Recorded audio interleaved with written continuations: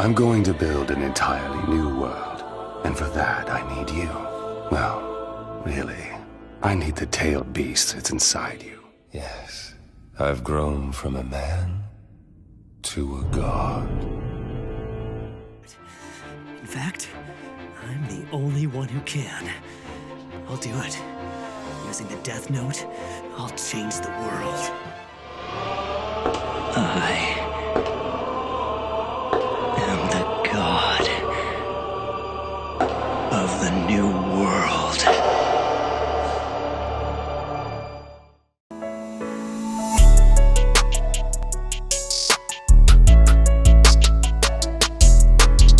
Today, we are doing an analysis on two characters which ideologies resonated deeply with me. These individuals will be, as the title implies, Nagato Uzumaki, or Pain, from Naruto, and Light Yagami from Death Note. What really interests me into making this video was during one of my university lectures for law, where we discussed the concept of utilitarianism. Nagato Uzumaki and Light Yagami are both characters that incorporate Jeremy Bentham's philosophy of utilitarianism. This terminology simply dictates that the greatest happiness of the greatest number is the foundation of morals and legislation. Simply put, as Niccolò Machiavelli once stated, the ends justifies the means. However, when we bring this philosophy into the fictional world, we, as the viewer, can witness what separates these two characters' descent into their God complex that would revolve around their inevitable upbringing. We will begin by analyzing Light Yagami's nature and nurture aspects of life. The nature versus nurture theory dictates in this context that a person is either born to be a criminal due to their genetical influence onto their personality, or they are made into a criminal due to their environment and life experiences. Light Yagami was born into a world where he was essentially unchallenged. Many believe that Light, upon obtaining the Death Note, adopts a godlike persona, aiming to rid the world of criminals and create a utopia free from injustice. However, I believe that this godlike persona was itching to develop far earlier in his life. Light's nature element has always been portrayed as a highly intelligent and morally upright individual. He possesses exceptional intellectual abilities, which contribute to his strategic planning and execution of his plans later down the Death Note timeline. He was always the best. He was what everyone strived to be. He was the standard. This is where he becomes nurtured into his vigilante, Kyrie. From his peers and students, to his professors, and even the national police, all recognize him as the top in their field. A great example of this will be in relation to his achievement on placing first in his national level practice exam, where unlike many students who will feel a great level of achievement for obtaining such a score, he views this as another easy task that he has accomplished. This reputation is reinforced to the degree where Light's opinion of himself being the best is supported by the individuals surrounding him, as there was never anyone who could potentially challenge Light's intelligence until L. In his narcissistic behaviors and descent into becoming a pathological liar. Those who went against his ideals, therefore, were against justice. He was justice. He was special. It must be understood that Light believed that no one else could do what he did and get so far. Light was in the position to be the savior of this new world. If he was required to lie, manipulate, or even kill the innocent. it was a necessary sacrifice for their own good. Simple humans couldn't fathom to understand the methods of a god. They are insignificant creatures when compared to the overall cause. His exposure to the Death Note and the perceived flaws in society was a catalyst that simply provided him the power to execute his corrupt sense of right and wrong. It exemplified his apathy for human lives. It exemplified his loneliness at the top. It exemplified his godlike complex. This external influence nurtured his desire for complete control and a belief into his own divine justice. Like Yagami, upon obtaining the Death Note, therefore adopts a godlike persona, aiming to rid the world of criminals and create a utopia free from injustice. Next, we will take a look at Nagato and his elements of nature and nurture. Unlike Light, who had a relatively perfect childhood, good parents, household, and environment, Nagato's childhood, in contrast, was distorted by war and tragedy. His philosophical evolution was shaped by the pain of loss and suffering, leading him to seek a world without conflict. Nagato's philosophy centers around achieving peace through control and deterrence. He believes that by inflicting pain, he can ultimately prevent greater suffering by enforcing order. These traumatic events demonstrate how his nurture element outshines his natural counterpart. Sure, just like Naruto, he belonged to the Uzumaki lineage, which allowed him to possess the innate abilities of exceptional chakra reserves and latent potential as a ninja. But all these born abilities are overshadowed by the traumatic experiences he undergoes during his childhood. His environment in a war-torn world profoundly impacts his worldview. I believe that this destiny was first placed onto him when Madara implanted the Sage of Six Paths Rinnegan into Nagato as a boy. Born in the land of rain, he was constantly placed in the center of the Five Great Nations War, due to their village's location being the main battleground in the center of the land. The later tragic deaths of his parents from Konoha ninjas, his best friend Yahiko, and his personal suffering fuel his desire to end conflict and bring about peace, albeit through the most extreme methods.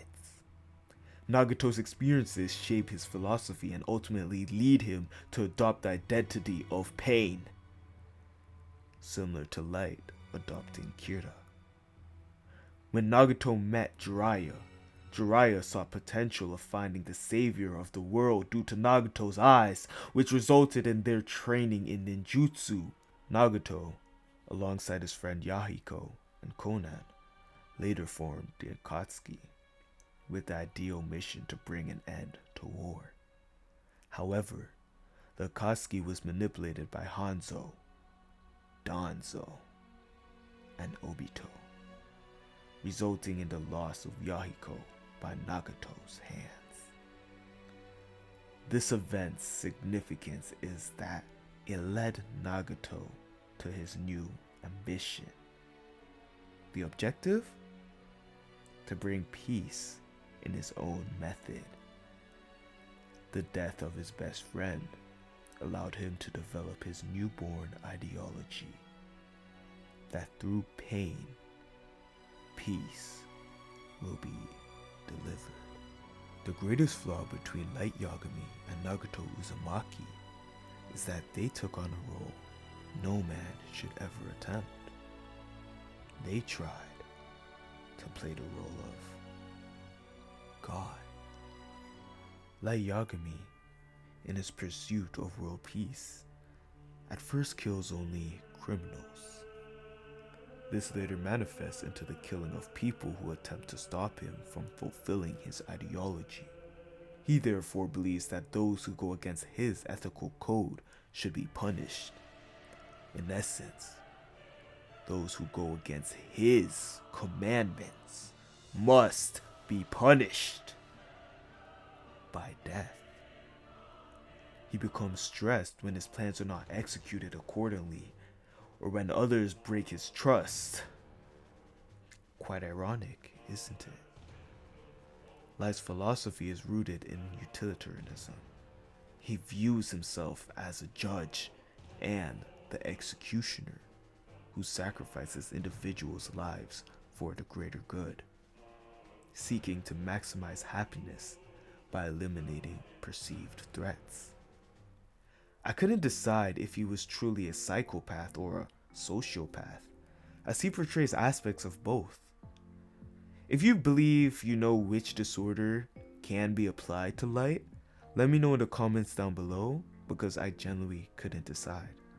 Light Yagami's practical approach is extreme, driven by belief in absolute justice. He justifies his actions as necessary sacrifices to achieve a crime-free society. But I believe there was one thing that Light ultimately forgot to take into consideration. He believed that he was chosen by the Death Note to rid this world of evil, to become its savior.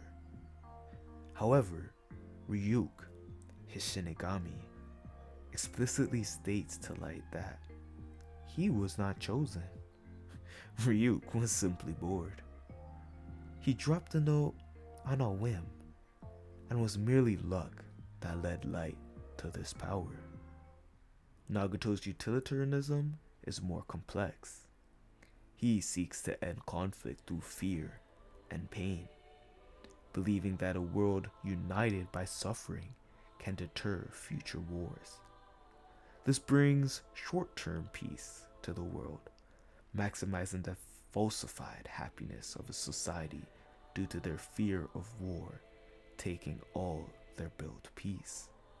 However, Nagato himself knew that it would not last forever, as he had planned to utilize the tail beast's power in fragments to remind the world of pain, creating a cycle of peace through pain. However, Nagato's methods raise questions about the ethics of using pain and suffering as tools for peace. He utilized his best friend's body as the main path of pain. Having 6 paths in total, he used these powers to achieve peace. He believed that the world's cycle of hatred could only be broken if everyone had felt the same pain. Pain rejected the idea of friendships and love as a means of bringing peace, as he believed it was impossible. Rather naive. In this world riddled with corruption, his views only changed when he met a new light, a new hope, and Jiraiya's godson, the child of prophecy, and his sibling student, Naruto Uzumaki. In comparing Nagato and Light Yagami, we witness contrasting interpretations of utilitarianism. Nagato's approach reflects a cautionary tale about the dangers of sacrificing humanity for an ideal, while Light's pursuit of justice leads to moral degradation. Ultimately, Nagato and Light challenge us to ponder the ethical implications of utilitarianism. I honestly believe that these two are two different sides of the same coin. Can true peace be achieved through fear and control, or does it require empathy and understanding? All sources used will be in the description of this video. If you want a more in-depth explanation on the theory of utilitarianism or other aspects of the theory, I will place it in there. If you would like the script or early access to videos tailored in this format, you can come over to our Patreon, where we upload more anime related content on a regular basis. We also have some debates going on. If you guys want to hop onto that, we'll be reacting to it on stream. Those who are in the Patreon, we'll be placing ideas, a little 1-2 rapping about it. Not rapping about it, but discussing it. and so on and so forth. We'd love to see your support and a new addition to our family. All right, you guys. I'd like to thank all of our Patreon members too. I have a personal goal of reaching 100 patrons by the end of the year, and would love your help. Thank you guys, and peace out.